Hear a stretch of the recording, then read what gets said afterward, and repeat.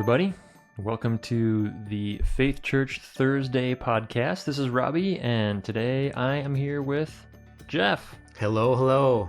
How you doing today, Jeff? I am wonderful. It has been a novel day. It has been. There have been multiple abnormalities. Very exciting and not actually bad abnormalities, but that could sound like something horrible happened. But you know how it is right now? Every day feels like the same thing. And so for me, I wake up in the morning and often don't know what day it is. Right. And it's helpful to have novel experiences so that you can actually tell the next day, yep, it's actually today's Thursday. Like I keep taking my garbage out on Wednesday night instead of Thursday night. That's how bad it is for me. So, and then I realize like the next day. You're trapped on Groundhog Day. Is that what you're saying? Like Yes. You wake up every morning and it's essentially the same day. Yes, without Bill Murray though. So it's not as funny. Which would make it way more amusing. Yes. So today was a great morning. Stories for another time, another place. But yes, I am well. How are you? Good. I am also well. I missed out on the hijinks this morning, but enjoyed hearing what was going on. And I'm excited about what we have to talk about today. Me too. So coming out of Sunday's message, Jay did a great job unpacking how to pray through command passages, like James chapter 1, and part of that, which we didn't really get to talk about in the Tuesday, because we talked really more about the prayer aspect and the obedience aspect. What we want to talk about today is kind of part 2 of that discussion, and talk about how he wrapped up the message by addressing praying through and then walking in obedience to James' command to care for orphans and widows. So we're going to share some things today about what that looks like, how we can actively pursue that and walk in obedience to that command. That sounds wonderful. It's like practical, Robbie. Which is pretty awesome. I like practical. I do too. I'm not very good at practical, but I really like practical. I wish I was better. Well, practical. I get trapped up in the clouds most of the time, and someone, usually my wife, needs to grab my ankle and bring me back down to earth and remind me that to get back into the practical. I think there's probably all of us have, areas where we're very practical, like keeping the gas tank full on our car, and then other areas that we're impractical. And it's helpful to be on a team where we have different areas. Like those areas don't overlap very much. That is true. So this is an area where I'm super pumped and I've put some energy into since we've got here, and serving as a pastor. So I'm glad we get to talk about it today. This is definitely your wheelhouse. This is where Jeff has his moment to shine, where he helps us take all of our harebrained ideas and make them actually workable. Which I love to do. So why don't you start us off then, since this is your jam. So you start us off. What are some of the things that you would want to share about how we can actively walk in obedience to that command in James? Well, the first thing is, this is going to sound very obvious and maybe too obvious, but start where you are. Start where you are when it comes to serving others, when it comes to loving others. Now, if we believe that God knows what he's doing, and we do, and that he is our shepherd, and that he puts us, like, we're not living in the neighborhood we're in or the house we're in by chance, right? So he has had a hand in all of that, including making us who we are. Then we can also trust that the same is for our neighbors and our coworkers, right? And all the things that, people that we see every day. Like when I bike into church, I often see this woman who lives in these apartments down the street every day when I bike in. I'm looking forward to get to know her better. Yesterday I got to ring my bell. So she's like a retirement aged, and she's around, and she's just in my, I guess, sphere. And we all have that. People who are very natural and normal connections in our life. And I would say for all of us as followers of Jesus, the first call we have is to love and care for those people, the people that are right next to us, or that we work near. And unfortunately, I know if you're like me, that is actually easier to talk about than it is to do practically. Yes. Because it can often be like, what would I even do if I wanted to do that? If I wanted to start taking care of practical needs of those around me. So two phrases. These are pithy and maybe corny, but the first one is if we want to build those relationships, we have to serve and we have to be served.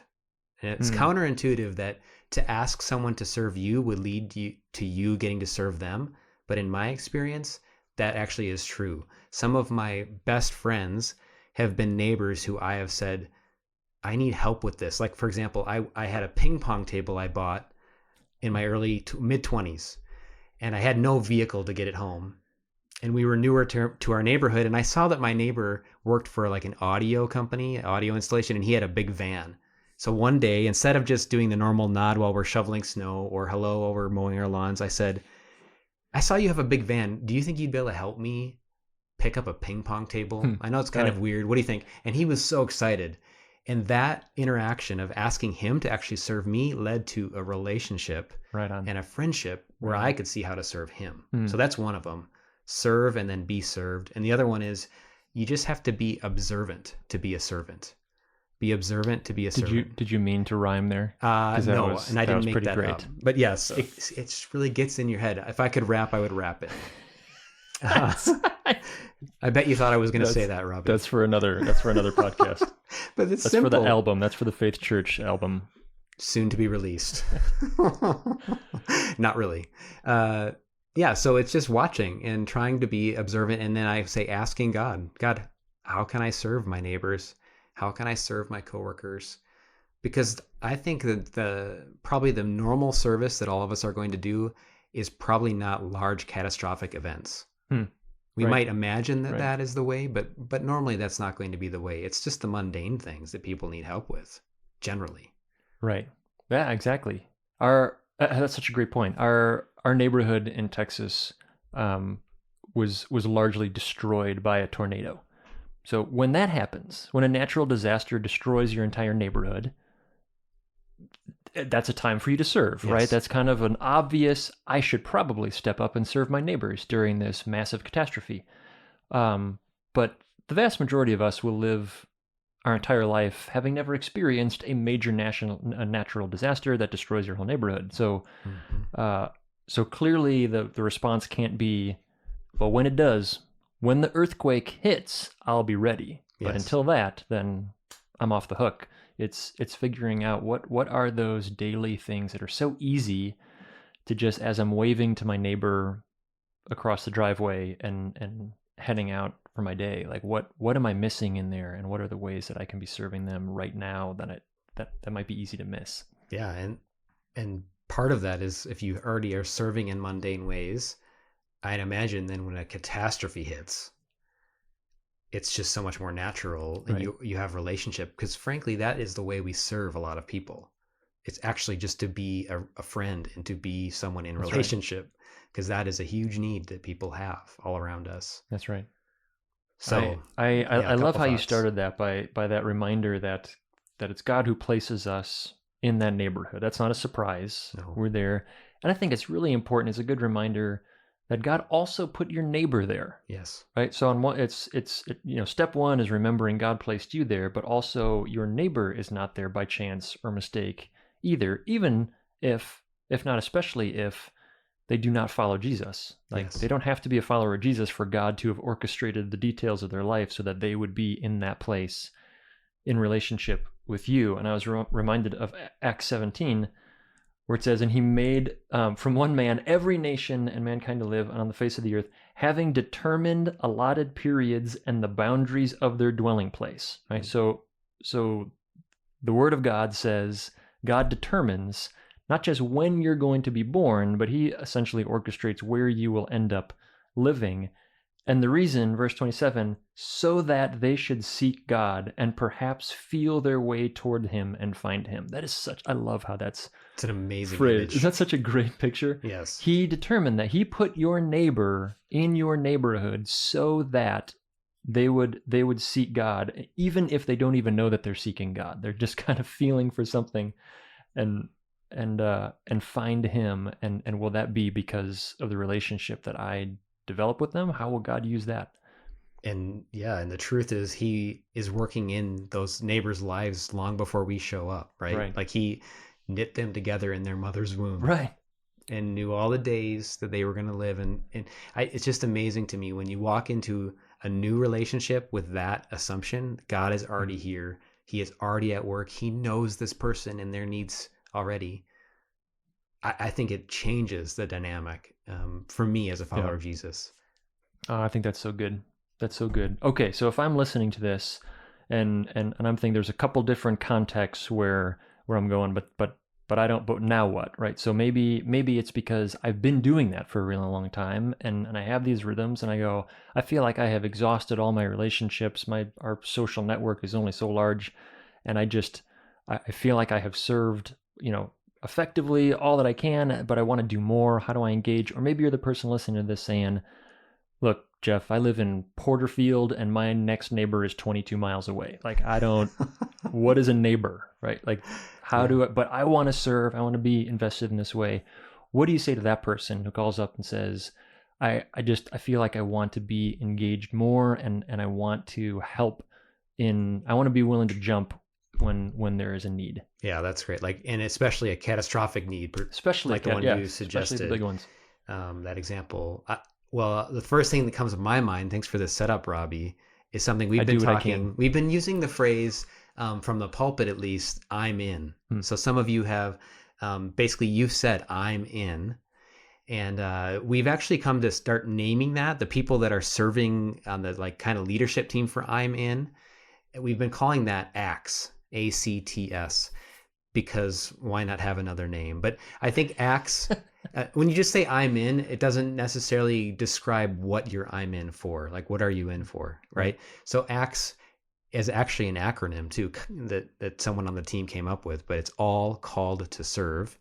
And just the word itself, acts, is all about actions, right? It's this outward movement, practical service. So the idea behind acts, or I'm in, for Faith Church is that we want to be a people who not only serve individually right where we are, but also as a family serving needs that come up in our community together. So this is where we link arms with each other and we go after something.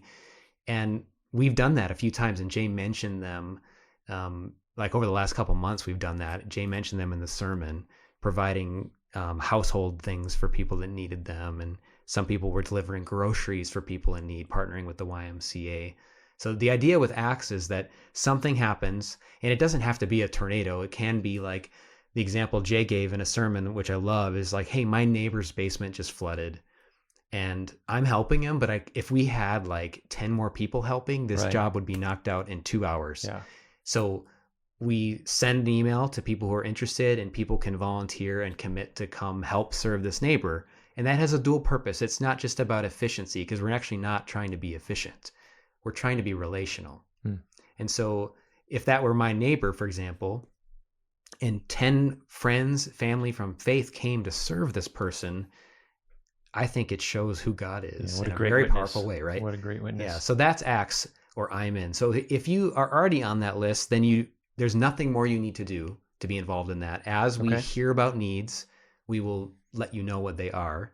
If you haven't gotten on that list, you can send us an email at church or call the church office and tell Leslie that you want to be on that list. You can just say, I'm in, and she will get you on that, and we will communicate that out. If you want to give more time to that, besides waiting for the next need, we do have need for a few more volunteers who help with coordinating the needs, because when a need comes up, it's never quite as simple or straightforward as it sounds at first. So there's some research that goes into it and communicating that out. And we could use a few more people for that as well. But yeah, the great thing about that is we're mobilizing together. The not so great thing about that is not regular. So it's not like every Tuesday at whatever time we do something. It's sporadic and ad hoc. And so that probably won't be enough for most of us to be our outlet for service in the community. But I think it can be a really great thing as we increasingly mobilize together to serve. What just popped in my head is it feels a little like volunteer firefighters, right? Where that's not your full-time job. You can't just sit around all day waiting for that to happen, but you're signing up for something saying, when there is this emergency, I'll drop what I'm doing and go meet that need. It's essentially that, right? It's not going to be a weekly thing. by God's grace, there will not be weekly emergencies that we're dealing with, but it's saying I'm willing to be on call, and whenever possible, I'll jump in to be that person to say, I'll bring the bucket, I'll give them a ride, Yes. I'll get those groceries, and if enough of us are a part of that, then there's always going to be someone available to do that. But that's only going to happen if we all take responsibility and say, well, then I need to participate in that as well. Yes. That's a great analogy, actually. That's Well, a really great one. Thank you for that.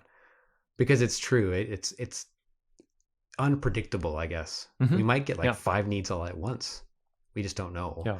And I mean, the point is trying to do it together, though. And that's a beautiful thing when we serve together in this community, to be people of God, right? To love our neighbors as we love ourselves. That's and right. To love God as we do that. And hopefully humbly and full of winsomeness and life. I think it really will change things here in this area for better.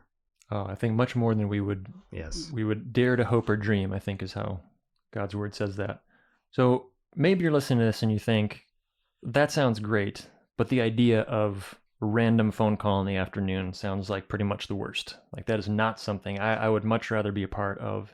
A regular commitment, maybe even saying I'm not afraid of high-level commitment, but it would be really helpful if I could schedule that. I've got kids, I've got work, I have whatever that is. It'd be really helpful if I could schedule what that service looks like, be able to count on a certain time. And we have options for you as well. 2 of my very favorites, in fact.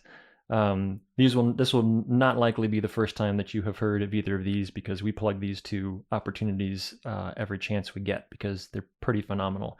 The first one is Welcomed, which is organizing groups of people around foster families, and sometimes single parents as well, even if they're not fostering. Sometimes that kids transitioning back in with birth parents, or new single parents, like, that are just struggling with trying to figure out the rhythms of their lives, trying to figure out, especially if you're a foster family, you've got all kinds of phone calls and check-ins with the county, with judges, with social workers. You have all the stuff going on, and what these groups are for people who care about the fatherless in our community, but feel like actually being a foster parent is just not feasible. Either that feels too overwhelming, or you're at a stage of life where that's just not an option right now, or it's just scary. It's too scary, and that's not a commitment that you're wanting to make. This is the perfect way to be able to engage on just about any level. So the team is broken up into different responsibilities, and there are people who come alongside those foster families and will be a respite home where the foster kids can come and spend an evening, an overnight, to kind of give the foster parents a little recuperation time. And my favorite thing about that is it models to the foster kids, there are other adults who care about you. Right? Not just the ones who have signed up with the state to care about you, but there are these other families that don't have to do this at all, that also love you and are willing to have you in their home and share a meal. And all the way down to, hey, I don't even want to have any contact with the kids, but I can bake a casserole or I can mow a lawn. Mm-hmm. Those things can be a lifeline. It sounds like such a small thing, but I can tell you from personal experience, when we brought our adoptive daughter home and are trying to adjust to a tiny heart who is terrified and wounded and is trying to figure out how to now exist in this new family, there are days where we were just completely at the end of ourselves, and the doorbell rings and someone just says, "Here," hands me a casserole, says, "I love you," and then runs away. And like, we would just weep. Like, we'd be so grateful for this gift of chicken broccoli casserole that felt like it was literally handed to us by Jesus himself in that moment. It was just so good. Or to look out the window and see, oh my goodness, my lawn has been mowed. Like, that's one less thing that I have to worry about. I can just focus my time on loving this little heart. So it is such a good organization, and if that's something that you would be interested in being a part of on any level, please email us, and I'll get you in contact with our volunteers that are organizing that. And then the other option that we would love to share is CASA, which are the Court-Appointed Special Advocates. That is for kids who are in the system, who are going through court cases. So often for those kids, they don't have anyone who feels like they're on their side, right? Because the court doesn't feel safe, really, because it's the court. Mom and dad often are fighting with one another, or they're in the system because one parent or both parents oftentimes are incarcerated. And so with all of that, CASA just provide a consistent adult relationship for these kids. So it's someone who's willing to say, like, I'll meet with you for an hour once a week and just check in and just make sure there's an adult who cares about you. Because many have experienced in divorce cases, oftentimes the kids are so peripheral, right? It's just trying to figure out between mom and dad what's going on and who's looking out for the kids in those situations. Or mom or dad just isn't capable because they're trying to deal with an incarcerated spouse and trying to figure out working all that out. They've got counselors in the county after them, hounding them to parent better, and it's so messy, and they just need help. They need support, and the kids need someone to know that there's someone who is advocating for them. It is such a great program. If you sign up to be a part of that, you'll be working with a really incredible team. It's a group of ladies who oversee that, who cooperate with the county and the court system here, and are just phenomenal. So you will be well trained. You will be very well supported. Our church has, by God's grace, has a phenomenal reputation with this organization. So you're already off to a good start if you just show up and say, I'm from Faith Church, because we have sent a lot of volunteers their way, and they have been so grateful. We've been represented well by all the volunteers who have participated in that. So it's such an easy in, and both with Welcomed and CASA, there's a lot of excellent free training that comes along with that. So we aren't just throwing you into the situation and saying, give it your best shot. You're being well trained, well supported, and you've got a team around you that's helping you do this well. That's a really important point, because I think some people could hear about both of those things sound actually amazing to me. The needs that they're meeting and the people that are being served. They're both extraordinary organizations. Yeah. Yes, but I could imagine people saying, yeah, but what would I do? Right. Or how does that work? Right. It can feel very overwhelming. Yeah. And so my encouragement would be, don't let the what ifs or what could be's or what if this stop you. If you feel a tug, a desire, I would encourage you to reach out to us and just get more information, because those are needs for some of the most vulnerable in our area. And I love, Robbie, how you distinguish those from I'm in acts, because they are regular and you can make them regular. Like you could mow the lawn for this family every week on this date or whatever. And those could be regular acts of service that we do in this area. That's great. So really what we've laid out here, Jeff, is there is no excuse for us to not be engaged in loving people. That's the slightly heavy-handed way of saying we've removed all the outs. The more gracious way of saying that is we have opportunities and we want to help you. We want to help our faith family engage in loving the community that God has placed us in. We are here to serve you in that way and want to be a support to you in that. So all of these, making these opportunities available is just one of the ways that we hope to serve you in helping remove the obstacles as much as we can to just get you in front of those kids, in front of those families, in front of your neighbors, in front of those people who that God has already prepared in advance for you to love and serve them. It's amazing. I'm excited to see what God's going to do, even from this. Me too, Jeff. Goodness. Well, thank you for listening. We love you, church family. It is our honor and our privilege to serve you. We hope that you are blessed and encouraged by these podcasts. If you are, let us know. If you aren't, let us know as well. If you find these discouraging and unhelpful, please politely let us know so that we can improve them and make them something that you would find helpful and encouraging. That is our goal.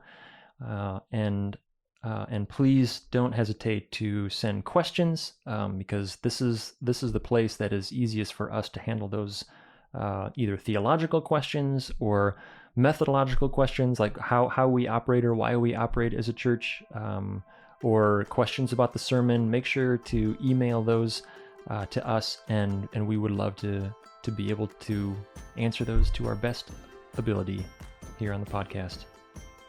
Any parting words, Jeff? Well, I hope everyone else is having a novel day as well, in a very positive way. Amen to that. And we look forward to seeing you again on Sunday if you are comfortable coming in person and can do that. Otherwise, we will also have worship through YouTube as we normally do. And I want to remind you there is a call-in option. So if you know of someone who doesn't have access to the internet and you'd like for them to be able to hear the service on their phone, you can let us know and we'll give you those directions as well.